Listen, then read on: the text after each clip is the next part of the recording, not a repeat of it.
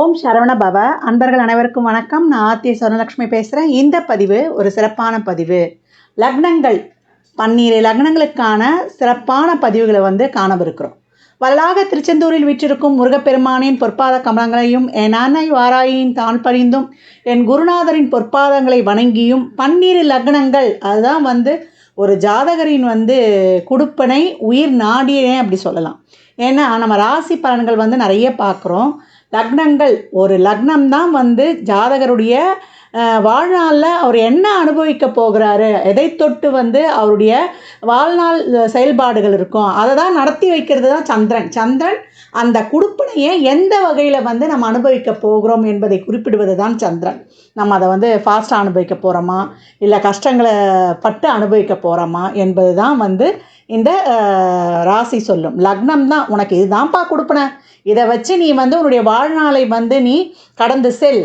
உறவுகள் இந்த கேட்டகரியில் தான் அமைஞ்சிருவாங்க. இவங்கெல்லாம் உனக்கு ஒரு அவுட்லைனு. இப்போ 7ஆம் பாவம்னா ஒரு அவுட்லைனுக்குள்ளே அமைஞ்சிரும். இதுக்குள்ளே இருக்கும் உன் வாழ்க்கையை நீ லாவகமாக கடந்து செல்.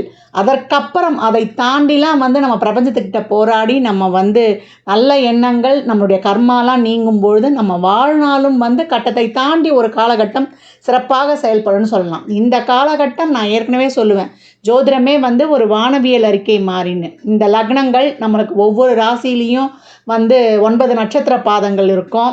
அதே போல் 3 நட்சத்திரங்களாக இருக்கும். எந்த நட்சத்திர புள்ளியில் விழுதோ அதை தொட்டு பலன்கள் சுய ஜாதகத்தை கொண்டு மாறுபடும். இதில் சொல்லியிருக்கிறதுலாம் பொது பலன் தான். என்னம்மா நீங்கள் ஒன்று சொல்கிறீங்க, எங்களுக்கு வேறு மாதிரி நடக்குது அப்படின்லாம் இங்கே ரொம்ப யோசிக்கக்கூடாது. இந்த எந்த லக்ன புள்ளியில் விழுது, மொத்தம் இந்த கிரகங்கள் நம்மளுக்கு எப்படி உட்கார்ந்துருக்குது, ஒவ்வொரு பாவம் தொட்டும் 2, 6, 10 தசாபுதி காலங்களில் நம்மளுக்கு பணம் வரும். நம்மளுக்கு சம்பாதிக்கவே இல்லைனாலும் யார் மூலியமாக நம்ம கையில் பணம் வந்துட்டு போகும். இந்த பணத்தை நம்ம எப்படி செலவு பண்ணுறோன்றது தான் நம்மளுக்கு அங்கே முக்கியம். அதனால் கிரகங்கள் 1, 5, 9லேருந்து தசை நடத்துதா, இல்லை 6, 8, 12லேருந்து தசை நடத்துதா, இதனால் நாங்கள் ரொம்ப கஷ்டப்படுவோமா அப்படின்லாம் நம்ம கவலை கொள்ளக்கூடாது. சுக்கிர தசை நடந்தால் கோடீஸ்வரன் ஆகிடுவாங்களா, குரு தசை நடந்தால் நான் குபேரன் ஆகிடுவேனா அப்படின்லாம் கேட்டுறக்கூடாது. சுக்கிரன் ஒரு சிலருக்கு காசே இல்லாமல் கடன் வாங்கி கஷ்டப்பட்டவர்களும் உண்டு. குரு தசையில் எல்லாத்தையும் இழந்து நடுத்தர வந்தவங்களும் உண்டு. அதனால் இந்த கிரகங்கள் நமக்கு எதை தர பாக்கியதப்பட்டிருக்கு என்பதை உணர்ந்து தான் நம்ம வாழ்நாளை எடுத்துகிட்டு போனோம். ஜோதிடமே நான் ஏற்கனவே நிறைய சொல்லியிருப்பேன், வானவியல் இருக்கேன்னு. அதனால் இதில் பெரும்பாலும் லக்ன பலன்கள் 70% 60லேருந்து 70% உங்களுக்கு ரொம்ப ஃபுல்ஃபில்லாகவே உங்களுக்கு செட் ஆகிடும். ராசிக்கும் இது ஒர்க் அவுட் ஆகிடும் ஒரு 40% வரைக்கும். அதனால் லக்னத்துக்கு முதல்ல எடுத்துக்கோங்க. ராசியில் இருக்கிறவங்களும் இதை பார்த்து பெரும்பாலும் அவங்களுக்கு அதில் செட் ஆகிறதுக்கு வாய்ப்புகள் அதிகம். ஆனால் லக்னமே பிரதானம். லக்னத்துக்கு ஆஸ் யூஷுவலாக ரொம்ப அதிகமாகவே பொருந்தும் அப்படின்னு சொல்லலாம். இதெல்லாம் பொதுவான பலன்கள். இதை தாண்டி உங்களுக்கு இந்த கிரகங்கள் என்ன கொடுக்க பாகியப்பட்டிருக்கு. இப்போ லக்னம் ஒரு சுபர் தொடர்பு பெற்றுட்டார்னா ஒரு சுப பலன்கள். அவர் எந்த காலகட்டத்திலையும் லக்னம் லக்னத்துக்கு சப்போர்ட் பண்ணிட்டார் லக்னாதிபதி அப்படின்னா எந்த ஒரு கஷ்டத்தையும் ஜெயிச்சு வந்துடுவார் அப்படின்னு எடுத்துக்கலாம். அப்படி அவருக்கு சப்போர்ட் பண்ணலன்னா ரொம்ப நம்ம அப்ஸ் அண்ட் டவுன்ஸ் எல்லாம் சந்தித்து எப்படா ஏண்டா பிறந்தோம், என்னடா வாழ்க்கையை இப்படிலாம் கஷ்டம் வருதே, இறைவா நீ இருக்கிறியா அப்படின்லாம் ஒரு சிலர்லாம் நம்ம மனம் இது பண்ணுவோம் இல்லையா. அப்போ எங்களுக்கு என்ன லக்னத்தை சப்போர்ட் பண்ணலைன்னா நாங்கள் அப்போ வாழ முடியாதான்னு கேட்கக்கூடாது. அதையும் தாண்டி இறைவன் இருக்கிறான். இறை வழிபாடுகளும் பரிகாரங்களும் செய்து நம்மளை புனரமைத்து எப்பேற்பட்ட காலகட்டங்களையும் வென்று வருவது தான் நம்மளுக்கு முன்னோர்கள் வழிவகுத்தது ஆன்மீகம் அப்படின்னு சொல்லலாம். அப்போ நம்ம ஏற்கனவே என்ன கர்மாவில் பிறந்திருக்கிறோம், இந்த கர்மாவை எப்படி நீக்கி நம்முடைய வாழ்நாளை நம்ம சிறப்பாக கடந்து வந்துடலாம் என்பதெல்லாம் இதில் டூஸ், எது செய்யுங்க எது செய்ய வேணாம், உங்கள் கொடுப்பனை என்ன, இதெல்லாம் கிளியராக இந்த பதிவில் சொல்லியிருக்கு. பதிவு ரொம்ப கொஞ்சம் நீண்ட பதிவாக இருக்கும். அதை கேட்கறது மட்டும்தான் உங்கள் வேலை. ரிஷப லக்னத்திற்கான கட்டமைப்பு குணங்கள் எப்படிலாம் அவங்களுடைய வாழ்க்கை பாதை இருக்குன்னு பார்க்குறோம். நம்ம இப்போ லக்னங்கள் வரிசையை பார்த்து கொண்டு வருகிறோம். அதில் அழகாக இப்பொழுது 2வதாக வரக்கூடிய லக்னம் நம்மளுக்கு ரிஷப லக்னம். ரிஷபம் சுக்கிரனோட வீடு. அப்படின்னா என்ன, சுக்கிரனாலே ஜாலி. அப்போ இவர்கள் ரொம்ப ஜாலி, ரொம்ப ப்ராக்டிக்கலாக இருக்கக்கூடியவர்கள். நல்லா வந்து ட்ரெஸ் உடுத்தணும், நல்லா வந்து தன்னை அலங்கரித்துக் கொள்வது, நல்ல உணவு உண்ணுவது, நல்ல உணவு உண்பது, ட்ராவலில் ரொம்ப அதிகமான ஆர்வம் உடையவர்கள், ரொம்ப அழகாக இருப்பாங்க அப்படின்னு சொல்லலாம். இவர்கள் வந்து வசீகர கண்களை உடையவர்கள். அது மட்டும் இல்லாமல் இவங்க புதியவர்களிடம் எளிமையாக பழகும் குணம் உடையவர்கள், சமயோஜித புத்திசாலித்தனமாக பேசுவார்கள். அதாவது சமயோஜிதமாக புத்திசாலித்தனமாகவும் பேசக்கூடியவர்கள். எதிர்ப்பாளரிடம் ஆணாக இருந்தால் பெண்களிடமும், பெண்களாக இருந்தால் ஆண்களிடமும் நட்பு கொண்டிருப்பார்கள். நட்பு வட்டாரமும் ரொம்ப அதிகமாக இருக்கும் அப்படின்னு சொல்லலாம். இவங்க வந்து இவங்களுடைய வாழ்க்கையினுடைய குறிக்கோளே என்ன, இது வந்து ஒரு பொருளாதார வீடு அப்படின்னு சொல்லலாம். ஒரு பெண் ராசி இது வந்து ஒரு ஸ்திரத்தன்மையாகவும் இருக்கும், ஒரு நிலையாக இருப்பாங்க ஒரு கொள்கையில் அப்படின்னு வந்து சொல்லலாம். இவங்க வாழ்க்கையில் கொள்கை என்னென்னா, இவங்க எப்போ வந்து அவங்க ஃபுல்ஃபில்லாக இருக்கிறாங்க அப்படின்னா, இவங்க கையில் எப்பவும் பணம் இருக்கணும், பொருளாதாரம் இருக்கணும், இதை நோக்கி தான் இவர்கள் சிந்தனை இருக்கும். குடும்ப பற்று அதிகமுடையது. தந்தை எப்படி இருக்கிறாரு, அம்மா எப்படி இருக்கிறாங்க, சகோதரர்கள் எப்படி இருக்கிறாங்க, குடும்பத்தில் இருக்கிறவங்க யாரும் மிஸ் ஆகாமல் எல்லாரும் ஒன்றாக இருக்கணும்னு நினைக்கக்கூடியவர்கள். குடும்ப பற்றும் பணம் பற்றிய சிந்தனையும் அதே போல் பொருளாதார வரவும் இவங்ககிட்ட இருக்கணும். எப்போ வந்து பேங்க்கில் பேலன்ஸ் இருக்கும்போது தான் இவங்க வந்து தைரியமாக இருக்கக்கூடியவர்கள் அப்படின்னு வந்து சொல்லலாம். இவர்கள் வந்து இந்த லக்னம் ரிஷப லக்னம்னா அந்த 1க்கும் 6க்கும் உடையவரை சுக்கிரனாக வருவார். அப்போ 6 என்பது ருணரோக சஸ்திரஸ்தானம்னு சொல்லிடுவோம். அப்போ இந்த லக்னம் வந்து சுக்கிரன் லக்னாதிபதினு சொல்லியாச்சு. அப்போ லக்னத்துக்கு சப்போர்ட் பண்ணிட்டார்னா இந்த நோய், கடன், எதிரி இதெல்லாம் இருந்தாலும் அதை ஒரு காலகட்டம் ஜெயிச்சிருவார். நோய் இப்போ 6க்கு சப்போர்ட் பண்ணால் நோய் வரும், அதை வந்து அவர் சமாளிக்க முடியாது. இதே வந்து ஒரு லக்னத்தை சப்போர்ட் பண்ணிட்டார்னா நோய் அவ்வளோ சீக்கிரம் வராது, வந்தாலும் அதை வந்து அவர் கட்டுக்குள் வைத்து கொள்வார் அப்படின்னு வந்து சொல்லலாம். இவங்க வந்து பெரும்பாலும் இந்த உணவு சம்மந்தப்பட்ட தொழில், பேக்கரி, ஸ்வீட் ஐட்டம்ஸு, அழகு சம்மந்தப்பட்ட துறையில் வந்து ரொம்ப யார் இருப்பாங்கன்னா இந்த சுக்கிரனுடைய ராசியிலேயே இருக்குது. இப்போ சுக்கிரன் வந்து லக்னத்திலேயே இருக்கும் பொழுது அப்போ அது மாளவியா யோகன் வந்து சொல்லுவாங்க. அப்போ ஒரு நிலையாக ஒரு தொழிலை செய்வாங்கன்னு சொல்லலாம். இவங்க கார்மெண்ட்ஸ் தொழில், உணவு சம்மந்தப்பட்டது, இந்த மாதிரி பேக்கரி, அழகு சம்மந்தப்பட்ட தொழில் இதெல்லாம் வந்து செய்கிறாங்க அப்படின்னு சொல்லலாம். இவங்களுக்கு வந்து என்னென்னா, இதே வந்து சுக்கிரனும் புதனும் இப்போ இந்த ஒரு 2 கிரக காம்பினேஷன் பார்த்துருவோம். இப்போ சுக்கிரனும் புதனும் சேர்ந்து இருக்குது இப்போ லக்னத்திலேயே அப்படின்னு லக்னத்தில் உட்காந்தா இப்போ மாளவியா யோகம் கொஞ்சம் பவராக இருப்பாருன்னு சொல்லிட்டோம். அப்போ சுக்கிரனும் புதனும் சேர்ந்திருந்தால் ரொம்ப அறிவாளியாக இருப்பாங்க. சுக்கிரனும் சனியும் சேர்ந்திருந்தால் அவங்க வந்து ஒரு அதிர்ஷ்டசாலியாக இருப்பாங்க அப்படின்னு வந்து சொல்லலாம். இவங்க வந்து எப்போதும் வந்து என்ன பண்ணுவாங்கன்னா, ஒரு பயணம் சார்ந்த ஒரு ட்ராவல், எந்த ஒரு வேலை செய்தாலுமே அதில் வந்து இவங்களுக்கு ஏதாவது ஒரு லாபம் இருக்குதா அப்படின்ற ஒரு சிந்தனை இருந்து கொண்டே இருக்கும் அப்படின்னு வந்து சொல்லலாம். மேஷம் வந்து தன் எதிலையும் வந்து முதன்மையாக இருக்கணும், ஜெயிக்கணும் அப்படின்னு தான் வந்து நினைக்கும். ஆனால் இவங்க வந்து இவருடைய சிந்தனையே இந்த பொருளாதாரத்தையும் பணத்தை பற்றியும் தெரிஞ்சுக்கிறதுக்கு தான் இவங்க இந்த பிறப்பை எடுத்திருக்காங்க அப்படின்னு சொல்லலாம். இவங்க காலச்சக்கரத்தின் 2ஆம் வீடு. அப்போ 2ஆம் வீடு என்ன சொல்லும், பணம், குடும்பம், வாக்கு அப்படின்னு சொல்லுவோம் இல்லையா. அந்த மாதிரி இவருடைய சிந்தனை எப்பொழுதும் பணத்தின் மீதாவே இருக்கும் அப்படின்னு சொல்லலாம். 2வது வீடு என்ன வருதுன்னா புதனோட வீடாகவே வருது. 2, 5 கூடியவரே நமக்கு புதனாக வருகிறார். அப்போ இவங்களுக்கு வாக்கு பலிதம் உண்டு. நல்லா ஜோதிடம் பார்க்கலாம், அதே போல் இவங்க ஜோதிடத்தை படிக்கலாம். அதே போல் இவங்க வந்து 2 ஸ்கூல் மாறி படிப்பாங்க. ஒரு ஸ்கூலில் படிச்சுட்டே இருப்பாங்க, இன்னொரு ஸ்கூல் வந்து மாறி படிப்பாங்க. அதே போல் தாய்மாமன் இருந்தால் 2 தாய்மாமன், குலதெய்வம் 2 இடத்துல இருக்கும் அப்படின்னு வந்து சொல்லலாம். இவங்க வந்து என்ன பண்ணுவாங்கன்னா, இவங்க டீச்சர், புரோகிதம், அதே போல் ஒரு பணம் சம்மந்தப்பட்ட விஷயங்களில் ஒரு அரசுத்துறை வருமானம், அரசுத்துறை டெண்டரு, அரசுத்துறையில் வந்து ஒரு வருமானம் ஈட்டுவது மூலம் ஒரு சிலர்லாம் அரசு ஏஜென்ட்டாக இருந்து சம்பாதிப்பாங்க இல்லையா, அந்த மாதிரியும் இருக்கக்கூடியவர்கள் அப்படின்னு சொல்லலாம். இவங்களுக்கு வந்து எப்படின்னா, ஒரு நல்ல ஒரு காமெடி, அவங்க குடும்பத்தில் வந்து நல்ல ஒரு காமெடி நிறைந்த ஒரு குடும்பம், ஒரு ஜாலியாக இருக்கக்கூடிய குடும்பம் தான். ஒரு நாள் வந்து நல்லா அந்த குடும்பம் வந்து ஒற்றுமையாக இருந்து பேசிச்சுன்னா மறுநாள் வந்து அந்த குடும்பத்தில் வந்து அப்படியே சைலண்ட் ஆகிடுவாங்க. ஏன்னா 2ஆம் வீடே வந்து புதனுடைய வீடுன்றதுனால ரொம்ப ஏற்ற இறக்கம் அதிகம். ஏன்னா நல்லா பேசிகிட்டு இருந்தாங்க, மறுநாள் சைலண்ட்டாக இருந்தாங்க அப்படின்ற மாதிரி இருக்கும். அதே போல் இவங்க வந்து நல்லா ஜாலியாகவும் பேசுவாங்க, அதே போல் வைலண்ட்டாகவும் பேசுவாங்க. இவங்க எப்போ எந்த நேரம் எப்படி இருப்பாங்கன்னே சொல்ல முடியாது. அதே போல் இவங்க வந்து பேசுறதுக்கு முன்னாடி பார்த்தீங்கன்னா முதல்ல சிரிப்பு தான் முதல்ல அவங்க முகத்தில் இருக்கும். அதுக்கப்புறம் தான் வந்து இவங்க வந்து பேசவே செய்வாங்கன்னு சொல்லலாம். அதே போல் இவங்க இந்த 2, 5 கூடியவரே புதன் சொல்லிட்டோம். இவங்க வந்து இந்த சூதாட்டத்தெல்லாம் சம்பாதிப்பாங்களா, இந்த ஷேர் மார்க்கெட் அந்த மாதிரி அதிர்ஷ்ட சார்ந்த தொழில்கள் இவங்களுக்கு கை கொடுக்குமானா, இந்த புதன் 2 கைப்பற்றும் போது தான் தொழிலாக செய்யலாம். 5 வந்து சப்போர்ட் பண்ணிருச்சுன்னா இவங்க வந்து ஒரு வழிகாட்டியாக இல்லை அறிவு சார்ந்த ஒரு துறையில தான் வந்து இங்கே ஒரு அட்வைஸராக இருக்கலாம் அப்படின்னு வந்து சொல்லலாம். இவங்க வந்து இப்போ சுக்கிரன் இதே 2ல் இருக்குது புதனுடைய வீட்டில் அப்படின்னா பேங்க்கில் வேலை பார்க்கலாம். அதே போல் சினிமாவில் பாடகராக இருக்கலாம். அதே போல் கம்யூனிகேஷனில் நல்ல ஒரு ஸ்கில் உடையவங்களாக இருப்பாங்க. அதில் ரொம்ப சாதிக்கும் திறன் உடையவர்கள் அப்படின்னு வந்து சொல்லலாம். அதே போல் 3வது வீடாக இவங்களுக்கு என்ன வருது அப்படின்னு கேட்டிங்கன்னா உங்களுக்கு சந்திரனுடைய வீடு, இளைய சகோதரம், நட்பு வட்டாரம், இதை பற்றிலாம் சொல்லும். கடகம் வந்து ஒரு கால நல்ல ஒரு ஃப்ரெண்ட்ஷிப்பாக இருப்பாங்க.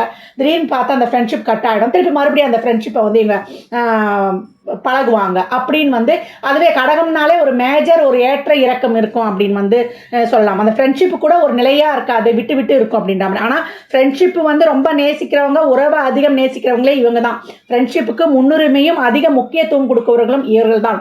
இருந்தாலும் அதுலேயும் ஒரு ஏற்ற இறக்கம் இருக்குன்னு சொல்லலாம். வெளிநாட்டு சுற்றுப்பயணம் வந்து மேற்கொள்வாங்க. வெளிநாட்டில் இவங்க நண்பர்களும் இருப்பாங்க அப்படின்னு வந்து சொல்லலாம். பெண் உடன்பிறப்பு இருக்கும். இவங்க என்னைக்கு வந்து அவங்களோட ஒரு ரொம்ப அவசரக்காரர்கள் சொல்லலாம். இவங்க என்னைக்கு அவங்க அவசரத்தை வந்து நிறுத்தி கொள்கிறார்களோ, ஒரு பொறுமையா முடிவெடுக்கிறாங்களோ அவங்களுக்கு இப்ப வெற்றி அப்படின்னு சொல்லலாம். நீர் சம்பந்தப்பட்ட விஷயங்கள் ரொம்ப கவனமாக இருக்கணும். இப்ப சந்திரனே அந்த 3ஆம் இடத்துல இருந்துட்டாருன்னா அது உப ஆயுள் ஸ்தானம். அப்ப நீர்ல இந்த படகு சவாரி செய்யறது இந்த விஷயத்தெல்லாம் ரொம்ப கவனமாக இருக்கணும் அப்படின்னு வந்து சொல்லுவாங்க. சொல்லணும். அப்போ நீரில் போகிறோம் செய்கிறோன்னா கொஞ்சம் அவேராக இருக்கணும் அப்படின்னு சொல்லியாச்சு. இதே வந்து அம்மாவுடைய அன்பை வந்து ரொம்ப முழுமையாக பெற முடியாது. ஏன்னா இவங்க படிப்பு விஷயமா, தொழில் விஷயமா, பிஸ்னஸ் விஷயமா பெரும்பாலும் வந்து இவர்கள் வந்து வெளியே இருக்கிறதுக்கு நேரிடும் அப்படின்னு சொல்லலாம். 4ஆம் வீடாகவே இவங்களுக்கு வந்து சிம்ம வீடாக வரும். அப்போ 4ஆம் வீடு அதிபதி யாருன்னா சூரியன். அப்போ அம்மா எப்படி இருப்பாங்க, அப்பாவுடைய ரோலையும் சேர்த்து பண்ணுவாங்க. எனக்கு அதாவது ஒரு நல்ல ஆளுமை, நிர்வாகத்திறமை எல்லாம் எனக்கு தெரியும் என்ற தோரணையில் இருப்பாங்க அம்மா. தாயாருக்கு வந்து உடல்நலக்குறைவு ஏற்படும். இவங்க பெரும்பாலும் மலைப்பிரதேசத்தில் சொத்து வாங்கணும்னு ஆசைப்படுவாங்க. மாடி வீட்டில் குடியிருக்கணும்னு நினைப்பாங்க. அதே போல் இவங்க வந்து சுயமுயற்சியால் முன்னுக்கு வருவாங்க. இவங்க எப்பவும் யாருடைய உதவியும் எதிர்பார்க்க மாட்டாங்க. என்னால் முடியும் அப்படின்ற மாதிரி இவங்க சுயமுயற்சியால் முன்னுக்கு வரக்கூடியவங்க. இவங்களுடைய முன்னேற்றம் எப்படி இருக்குன்னா வயது வர வர ஒரு 20 வயதுக்கு மேலே ஆக ஆக வயது ஏற ஏற இவருடைய முன்னேற்றம் ரொம்ப சிறப்பாக இருக்கும். இவங்க வீட்டில் வந்து ஒரு தற்கொலை பண்ணிக்கலாம் அப்படின்ற ஒரு எண்ணம் கொண்டவர்கள், அந்த மாதிரி செய்தவர்களும் இருக்க வாய்ப்பு இருக்குதுன்னு சொல்லலாம். இப்போ நம்மளுக்கு இவங்களுக்குடைய வீடு, இப்போ ஆண்களாக இருந்தால் வீடு வாகனம் வாங்குறத வந்து திருப்தியே இருக்காது. எப்படி வாங்கினாலும் நான் நினச்சா மாதிரியே அமையல அப்படின்னு ஏதாவது ஒரு குறை இருக்குதுன்னு அவங்க வந்து சொல்லி கொண்டு இருப்பாங்க. பூர்வீக சொத்து இருக்கும், ஆனால் சொத்து இருந்தாலும் அனுபவிக்க முடியாது. ஏன்னா அதில் வந்து ஒரு வழக்கு இருக்குன்னு சொல்லலாம். அரசாங்கத்தால் நல்ல வருமானம் ஏற்கனவே ஏற்படும் சொல்லியிருப்போம். ஏன்னா இவங்களுக்கு ஒரு வீடு கட்டுவதாக இருந்தாலும் சரி, ஒரு ஸ்கூலில் படிக்கிறதாக இருந்தாலும் சரி, ஒரு அரசாங்கத்துறையால் ஒரு லோனு படிக்கிற பசங்களுக்கு ஒரு ஸ்காலர்ஷிப்பும் கிடைக்கிறதுக்கு வாய்ப்பு இருக்குது அப்படின்னு சொல்லலாம். இப்போ சுக்கிரன் வந்து இப்போ 3லே இருந்தாருன்னு வச்சுக்கோங்களேன். அவங்க வந்து ஒரு என்டர்டெயின்மெண்ட் ஃபீல்டில், ஒரு கடல் தாண்டி போகிற ஒரு வேலையில், ஒரு ட்ராவல், டூரிசம் இது போன்ற துறையில் வந்து ஈடுபடுறாங்க.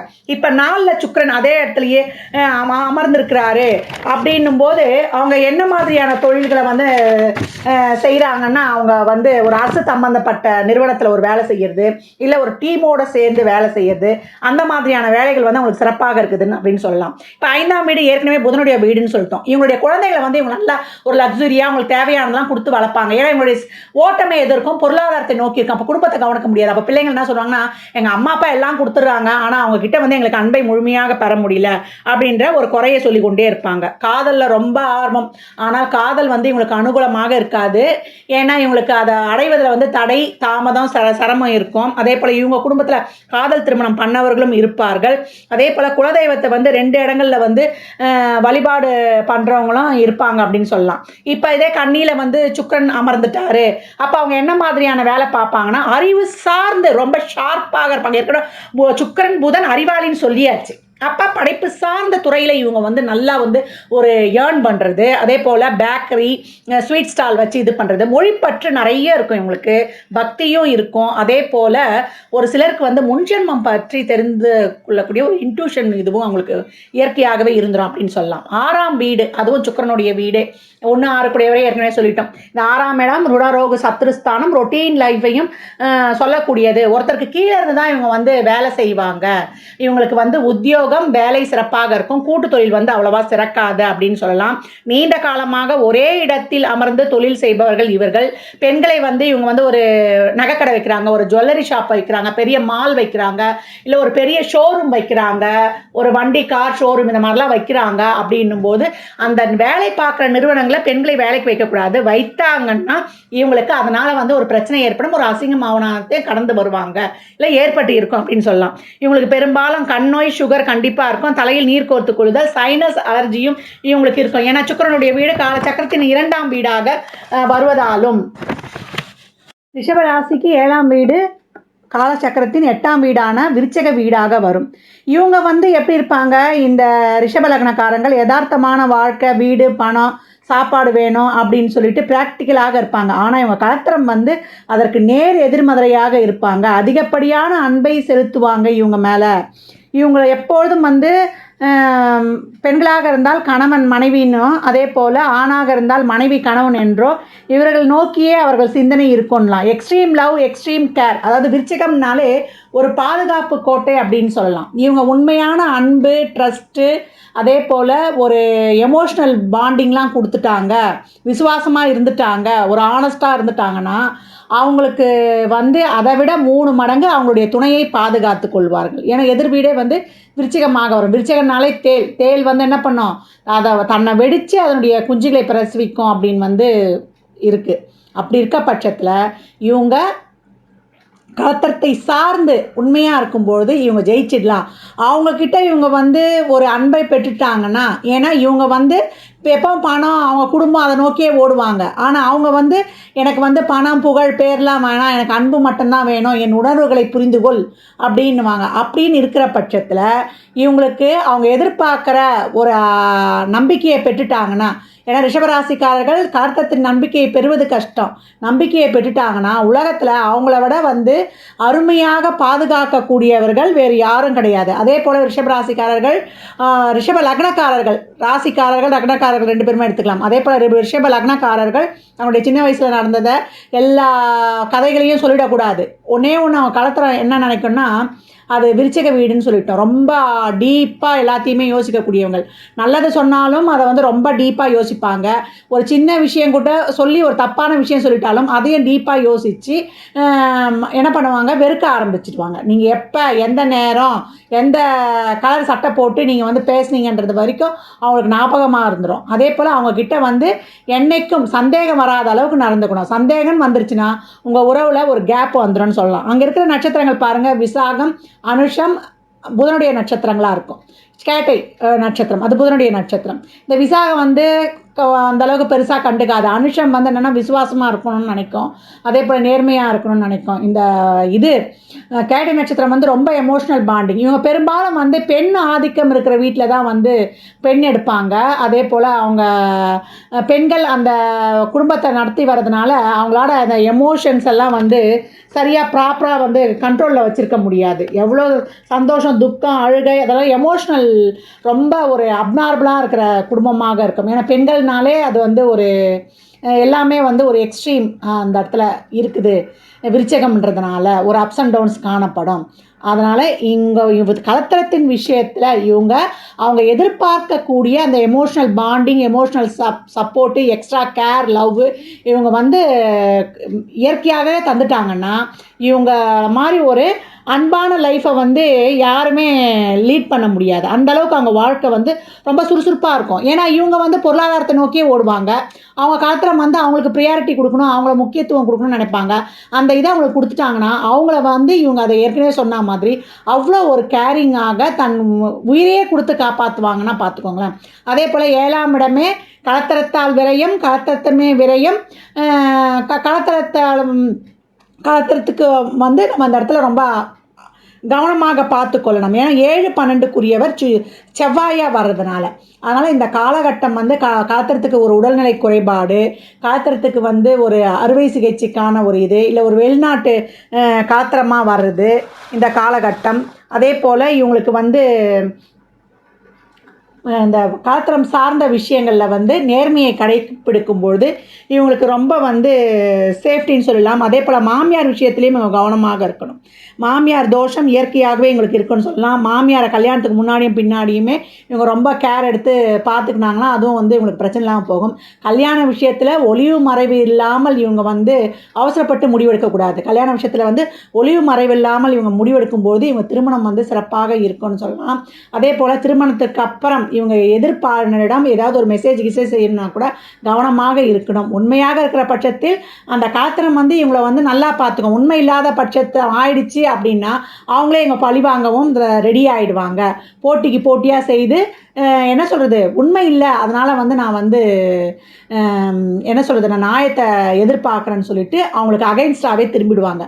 அதனால் ரிஷப லக்னக்காரர்கள் அதுவும் கலத்திரம் சார்ந்த விஷயத்தில் நேர்மையை கடைபிடிக்கும் போது மட்டும்தான் அவங்களுக்கு சிறப்பாகவே இருக்கும்னு சொல்லலாம். இல்லைங்க எங்களுக்கு கல்யாணமே ஆக மாட்டுது ரிஷபராசியில் பிறந்துட்டு, அதே போல் கலத்திரம் வந்து இந்த மாதிரி தான் போட்டிக்கு போட்டியாக இருக்கிறோம், ஒரு திருப்தியே இல்லைன்றவங்க என்ன பண்ணலான்னா முருகருடைய வழிபாடு பண்ணலாம். செவ்வாய் எந்த ராசியில் இருக்குது, அது ஆண் ராசியாக இருந்தால் முருகர் வழிபாடும், பெண் ராசியாக இருந்தால் துர்கை வழிபாடும் பண்ணலாம். இவங்க திருமணம் கூட ரொம்ப டாம்பிகமாக செய்யக்கூடாது. எளிமையான முறையில் வந்து திருமணம் செய்து ஏழை எளியவருக்கு சிறப்பாக அன்னதானம் பண்ணிடலாம். அதே போல் முருகருக்கு வந்து பன்னீரால் அதே போல் இளநீரால் பாலாபிஷேகம் செய்துட்டு வெட்டிவேர் மாலை கட்டி சாற்றி வழிபட்டு வரும்பொழுதும், துர்கைக்கு வந்து 27 எலுமிச்சம்பழம் கட்டி மாலையாக கட்டி போட்டு துர்கைக்கு 2 நெய் தீபங்களை ஏற்றி வரும்போதும் இந்த திருமண உறவுகளில் இருக்கக்கூடிய பிரச்சனைகள் வந்து நீங்கும். அவங்க வந்து இவங்க எப்படி பணத்தை நோக்கி ஓடுறாங்களோ அந்த மாதிரி அவங்களுடைய கலத்திரம் பணத்தை நோக்கி ஓடாமல் அன்பை மட்டுமே எதிர்பார்க்கும். அதனால் கலத்திரம் சார்ந்த விஷயத்தில் கவனம் தேவை. பெரும்பாலும் வந்து இவங்களுக்கு வெளியூர் வரனாகவே வந்து அமையறதுக்கும் வாய்ப்பு இருக்குது அப்படின்னு சொல்லலாம். எப்போ வந்து இவங்களுக்கு வேறு யாருமே வந்து ஒரு நல்ல ஒரு ஃப்ரெண்ட்ஷிப் வந்து வேண்டாம். கலத்திரம் மட்டும் அவங்க சரியாக கவனிச்சிட்டா போதும். உலகத்தில் உள்ள எல்லா சுகத்தையுமே அவங்க காலடியில் அவங்க வாழ்க்கை துணை வந்து அவங்களுக்கு எடுத்துகிட்டு வந்து கொடுத்துரும் அப்படின்னு வந்து சொல்லலாம். கூட்டு தொழில் வந்து இவங்களுக்கு ஏற்கனவே ஒத்துக்காது அப்படின்னு வந்து சொல்லியிருக்கோம். அதே போல் திருமணம் சார்ந்த விஷயங்களில் இந்த மாதிரி தான் பிரச்சனை வரும். இந்த 3 நட்சத்திரங்கள் அங்கே இருக்கும். அதனால் வந்து அதிகப்படியான கவனத்துடன் திருமணம் சார்ந்த உறவில் கவனமாக இருக்கணும். அவங்க நம்பிக்கையை பெற்றுக்கொள்ளணும். அவங்க நம்பிக்கையை பெற்றுட்டு கொண்டாங்கன்னா இவங்களுக்கு அவங்களுடைய இல்லம் தான் ஒரு சொர்க்கம்னே சொல்லிடலாம். அதே போல் இவங்க சுக்கிரன் இந்த 7ல் அமரும் பொழுது அரசு வேலை, அதே போல் கவர்மெண்ட் ஆஃபீஸராக இருப்பது, மருத்துவராக இருந்தால் மருத்துவத்துறையில் வந்து நல்ல ஒரு சிறப்பான ஒரு கண்டுபிடிப்பு செய்து பெரிய நிலையை எட்டுவது, இதெல்லாம் இவங்க செய்கிறாங்க. 8ஆம் வீட்டுக்கு உரியது வந்து குருவுடைய வீடாக தனுசு வீடாக வருது. அதுவே 8-11 கூடியவராக வந்துடுறாரு.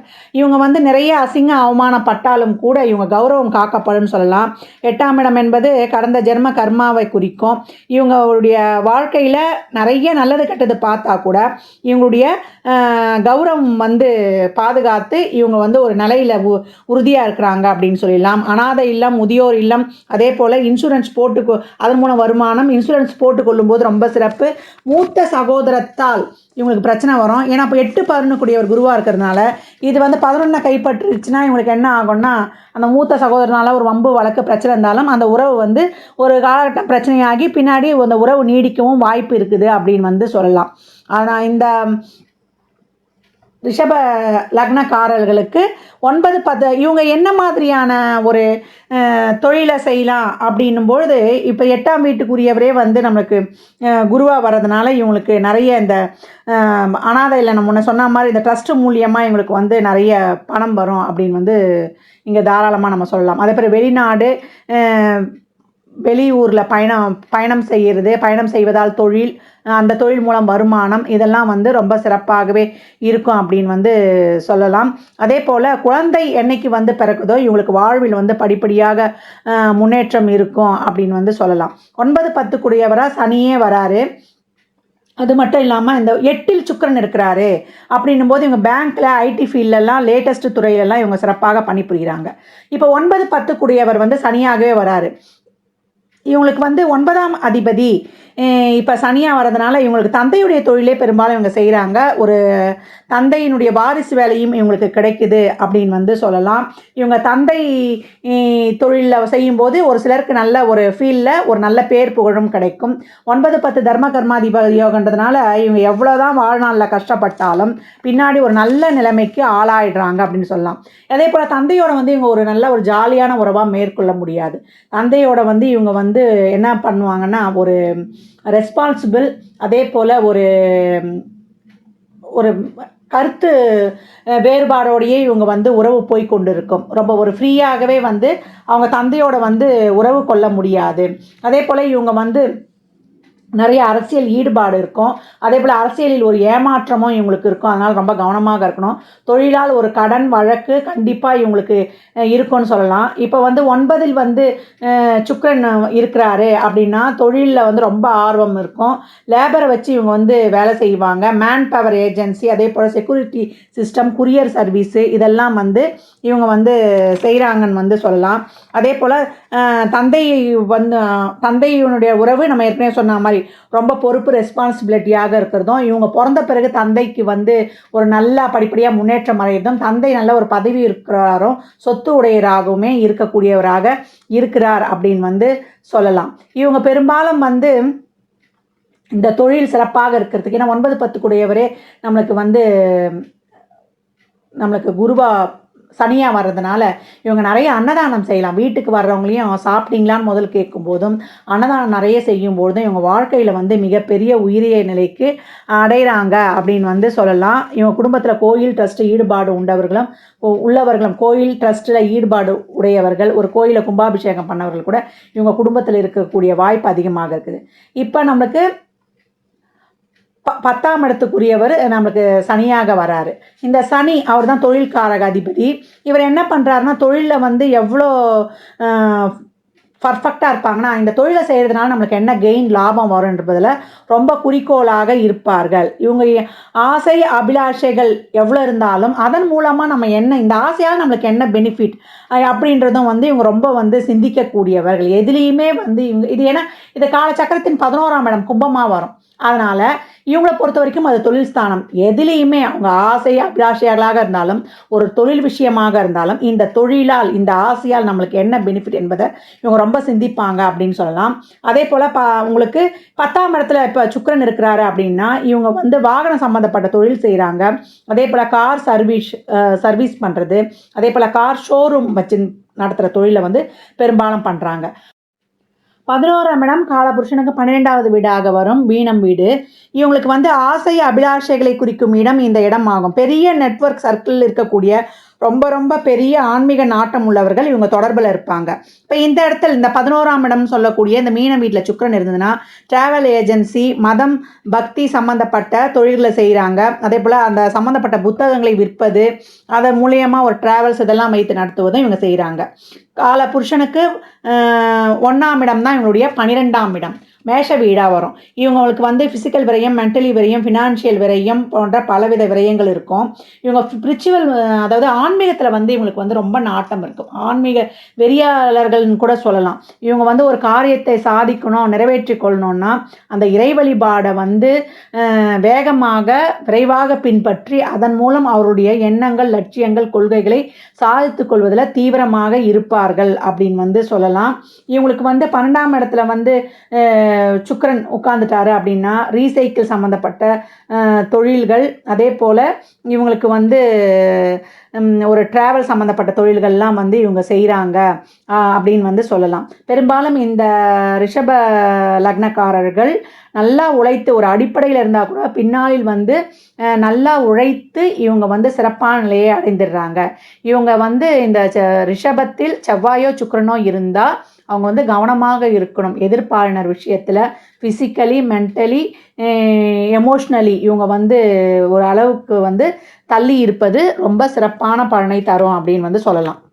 ரிஷப லக்னக்காரர்களின் கொடுப்பனை என்ன, அவங்க என்ன விஷயங்களில் கவனமாக இருக்கணும் அப்படின்னு பார்க்க போகிறோம்.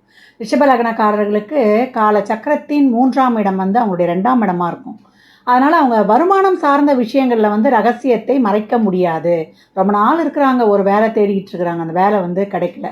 சரி வேலை கிடச்சிருது, வேலை கிடச்சிட்டா சம்பளம் வந்து கம்மியாக இருக்குது, எப்படிடா அதை சொல்கிறது வெளியில், சரி கொஞ்சம் கூட்டி சொல்லிடலாம் அப்படின்னு இவங்க சொல்லிட்டாங்கன்னா இவங்க வீடு வந்து சேர்றதுக்குள்ளேயே அந்த உண்மையான சம்பளம் என்னன்னு தெரிஞ்சிடும். அதனால் வருமானம் சார்ந்த விஷயங்களில் இவங்க ரகசியத்தை பாதுகாக்க முடியாது. அதனால் கௌரவமாக இவங்களே வெளியே சொல்கிறது ரொம்ப உத்தமம் அப்படின்லாம்.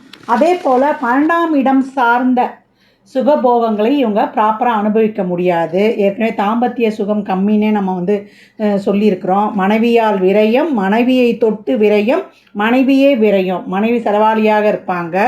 அப்போ மனைவிக்காக ஒரு ஆப்ரேஷன் செலவு நடக்கும், இல்லை மனைவி வந்து ஒரு பிரிவினையும் இருக்கும். ஏன்னா இவங்க வந்து ட்ரூவாக இருக்கும்போது தான் அந்த மனைவி கரெக்டாக இருக்கும். இல்லைன்னா அது வந்து விருச்சகம்னு சொல்லியிருக்கிறோம். அவங்க நேர்மையாக இருக்கிற வரைக்கும் பல மடங்கு நேர்மையை காட்டுவாங்க. நேர்மை தவறிட்டாங்கன்னா அவங்களே வந்து பழி வாங்கவும் ரெடியாக இருப்பாங்கன்ட்டு நம்ம நிறைய பார்த்துட்டு வந்துட்டோம். அதனால் அந்த விஷயங்கள்லேயும் நம்ம வந்து கவனமாக இருக்கணும்.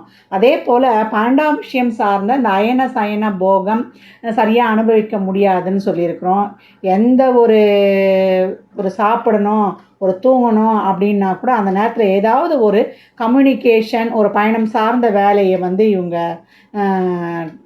ஏதாவது ஒரு வேலை நிமித்தமாக ட்ராவல் பண்ண வேண்டியது இருக்கும். ஒரு ப்ராப்பராக சாப்பிட்டோம் நிம்மதியாக தூங்கணுன்ற மாதிரி இருக்க முடியாது அப்படின்னு சொல்லலாம். ஒரு ஆன்மீக விஷயமாக போகிறாங்கன்னு வச்சுக்கோங்க, அப்போ கூட ஒரு அஃபிஷியல் விஷயம் அங்கே இருக்கும்.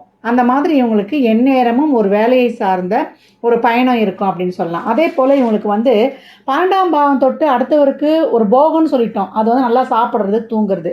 12ஆம் பாவம் தொட்டு அந்த பிராப்தமே இல்லைன்னு வேற ஏற்கனவே வந்து நம்ம சொல்லி இருக்கிறோம். அப்போ இவங்க அடுத்தவங்களுக்கு அந்த இதை உதவி செய்யும்போது இவங்களுக்கு நல்லா இவங்களுக்கு அந்த ஒரு பெனிஃபிட் கிடைக்கும்ன்றாங்க. அடுத்தவங்களுக்கு 12ஆம் பாவம் தொட்டு நம்ம என்ன பண்ண முடியும்?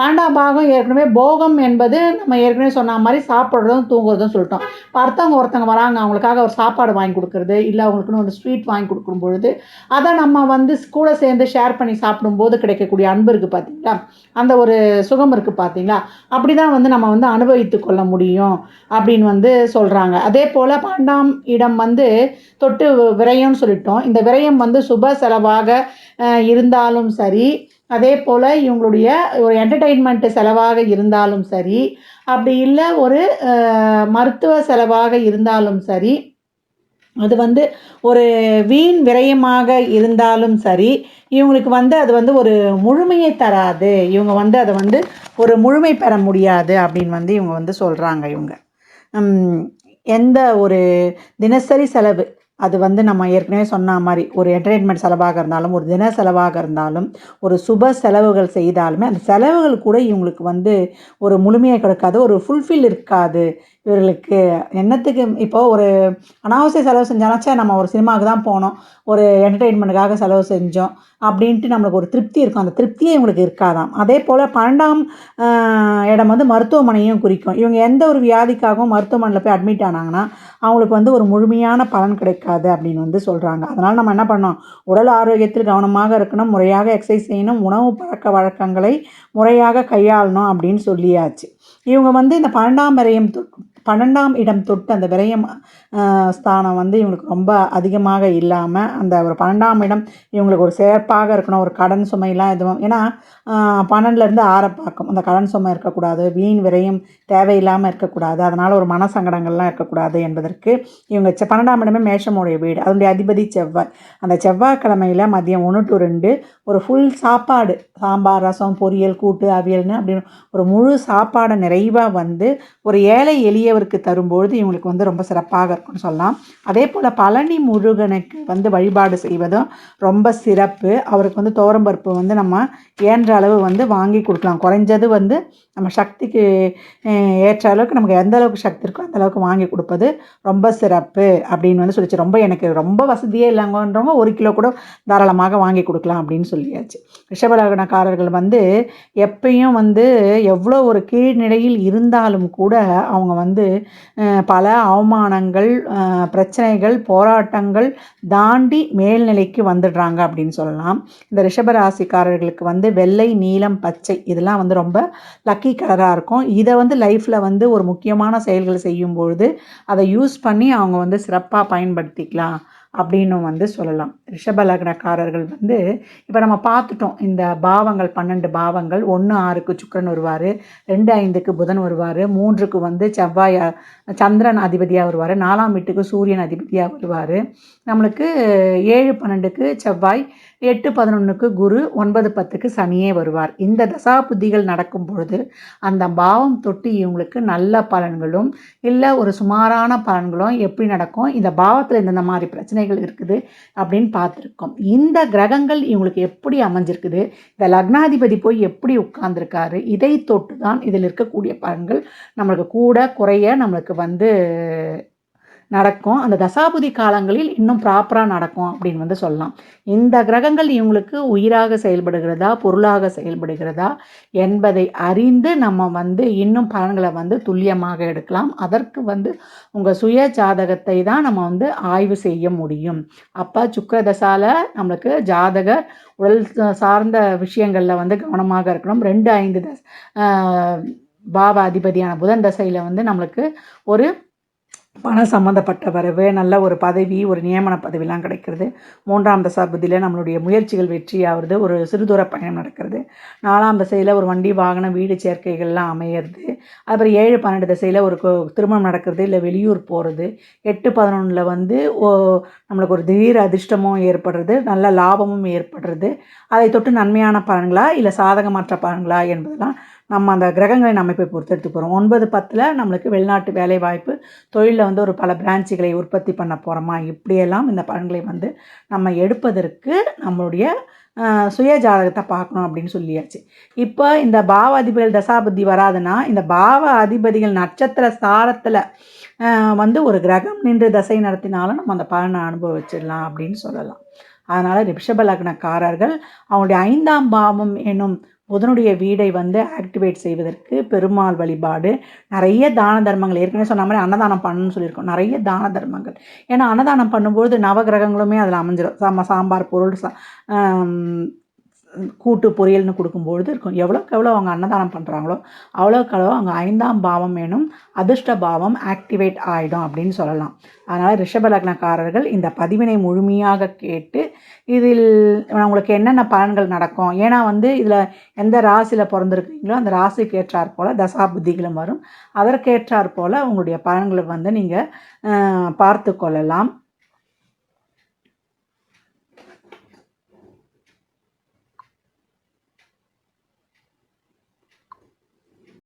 ரிஷப லக்னக்காரர்கள் இதனுடைய அதிபதி சுக்கிரன். அதே போல் இவங்க வைகாசி மாதத்தில் நிறைய பெண்களுக்கு வந்து ஒரு தான தர்மங்கள் பண்ணுவது, அவங்களுக்கு தேவையான உணவு ஆடை அன்னதானம் பண்ணும்போது இவங்களுடைய வாழ்நாள் வந்து இன்னும் சிறப்பாக இருக்கும்னு சொல்லலாம்.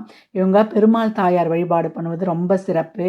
இவங்க எந்த கிழமையில் பிறந்தாங்களோ அந்த கிழமையில் ஒரு இந்த ரிஷப லக்னக்காரர்கள் எந்த கிழமையில் பிறந்தாங்களோ அந்த கிழமைகளில் ஒரு பிரம்ம முகூர்த்தத்தில் ஒரு 4லேருந்து 5:30க்குள்ளே நீங்கள் வந்து ஒரு 3 தீபமோ 5 நெய் தீபமோ ஏற்றி வழிபடும் பொழுது உங்களுக்கு அந்த வாரத்துக்கு அது வந்து உங்களுக்கு ஒரு பாதுகாப்பு வளையத்தை ஏற்படுத்திடும் அப்படின்னு சொல்லலாம்.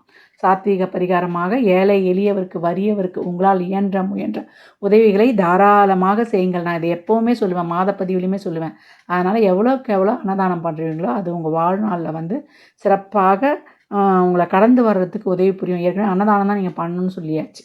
அதனால் பண்ணும்பொழுது, ஏன்னா 9 10 கூடியவரே சனி, அப்போ தர்ம கர்மாதிபதி யோகம் சிறப்பாக இருக்கிறதுனால எந்த ஒரு நிலையில் இருந்தாலும் நீங்கள் சிறப்பாக வாழ்வில் ஒரு முன்னேற்றமான பாதையில் பயணிப்பது நிச்சயம் உறுதி. 12 லக்னங்களுக்கான அடிப்படை வாழ்க்கை கட்டமைப்பு கொடுக்கப்பட்டிருக்கு. இந்த லக்னங்களினுடைய குடுப்பனையை தான் நம்மளுடைய ராசி வந்து செயல்படுத்த போகுது. இந்த லக்னத்திற்கு இதான் குடுப்பனை. நாம் ஒரு ராசியில் ஜனிச்சிருப்போம் இல்லையா, அந்த ராசியில் இருக்கக்கூடிய தசா புத்திகளின் வழியாக சந்திரன் ஒவ்வொரு தசாபுத்தி வழியாக தான் இந்த லக்னங்களின் குடுப்பனையை அனுபவிக்க போகிறார். அதனால் நமக்கு வந்து இந்த 12 பாவங்களில் கிரகங்கள் 1 5 9லேருந்து தசை நடத்துதா, இல்லை 2 6 10லேருந்து தான் தசை நடத்துதா, இல்லை 4 8 12லேருந்து தான் தசை நடத்துதா, இல்லை 3 7 11லேருந்து தான் தசை நடத்துதா, இந்த தசையில் நல்லா இருப்போமா இந்த தசையில் கஷ்டப்படுவோமா என்ற சிந்தனை ஐயத்துக்குள்ளேயே நீங்கள் போகக்கூடாது. இந்த கிரகங்கள் உங்களுக்கு என்ன தர பாக்கியம் பகிர்ந்தப்பட்டிருக்கு. இந்த பாவத்தை தொட்டு நீங்கள் என்ன அனுபவிக்க போகிறீங்க? அது பொருளாக அனுபவிக்க போகிறீங்களா, இல்லை உறவுகளுக்காக அது சப்போர்ட் பண்ண போகுதா என்பதெல்லாம் நீங்கள் தெரிந்து கொள்ளணும்.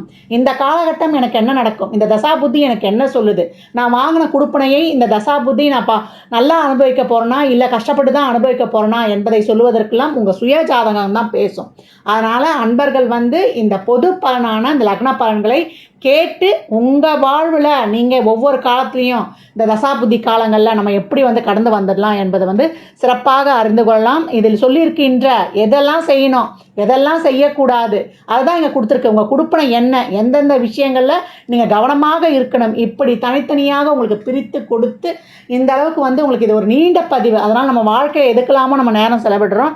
இந்த பதிவை வந்து பொறுமையாக கேளுங்க. கேட்டு உங்கள் வாழ்நாளில் வந்து நீங்கள் சிறப்பாக வந்து திட்டம் தீட்டிக் கொள்வதற்கு இந்த லக்னம் தான் மெயின். அதுதான் ஒரு ஜாதகரின் உயிர் நாடியே. இந்த லக்னாதிபதி எங்கே போய் உட்கார்ந்துருக்கிறாரு, அந்த இடத்த தொட்டு உங்களுடைய வேலை செய்கிற தொழில் துறை மாறும். அதே போல் அவங்களுடைய குணம், ஆசை, ஆர்வம்லாம் இந்த லக்னாதிபதி உட்கார்ந்த இடத்த பொறுத்து அமையும். அதனால தான் நம்ம வந்து எப்போவுமே என்ன சொல்கிறோம், இப்போ ராசி பலனோ பொது பலனோ உங்களுக்கு வந்து குறைந்த அளவே வேலை செய்யும். உங்களுடைய சுய ஜாதகமே உங்களுக்கு எந்த காலகட்டம் இது நடக்க போகுது என்பதை வந்து முழுமையாக அறிந்து கொள்ளலாம் என்பதை வந்து வலியுறுத்தி கொண்டே இருக்கிறோம். ஜோதிடம் நான் எப்பவும் சொல்கிற மாதிரி இது ஒரு வானிலை அறிக்கை. இந்த காலகட்டம் மழை வரும், இந்த காலகட்டம் வெயில் வரும்னு எப்படி வந்து வானிலை அறிக்கை சொல்லுதோ அந்த மாதிரி நம்ம வாழ்க்கையிலுடைய பிறந்ததிலிருந்து வாழ்நாள் முழுவதும் நமக்கு இந்த காலகட்டத்தில் இதெல்லாம் நடக்கும். அந்தந்த காலகட்டங்களில் அதற்குரிய தெய்வத்தையும் நம்ம வணங்கி நம்ம வாழ்நாளை வந்து சிறப்பாக எடுத்து போடலாம் என்பதற்கு தான் இந்த ஜோதிடம் எனும் காலக்கணிதம் வந்து நமக்கு சிறப்பான ஒரு கிஃப்ட்டுன்னு சொல்லலாம். நம்ம முன்னோர்கள் தந்த ஒரு சிறப்பான கொடுப்பினை அப்படின்னு சொல்லலாம். அதே போல் நிறைய இதில் சொல்லியிருக்கின்ற அனைத்து விதமான இறை வழிபாடுகளை முதல்ல பின்பற்றுங்க. அதே போல் கிரகங்கள் லக்னத்துக்கு சப்போர்ட் பண்ணிட்டா நம்ம ஈஸியாக எப்பேற்பட்ட கஷ்டத்துலேருந்து நம்ம ஜெயிச்சு வந்துடலாம், தைரியமாகிடலாம். அதே போல் லக்னத்துக்கு சப்போர்ட் பண்ணல அப்படின்னும் போது நம்ம இன்னும் கொஞ்சம் கூடுதலாக எஃபர்ட் போட்டு இறைவனுடைய பாதார விந்தங்களை பிடித்து கடந்து வந்துடணும். அதெல்லாம் எப்படி நம்ம இதை பார்த்து தெரிந்து கொள்ளலாம்.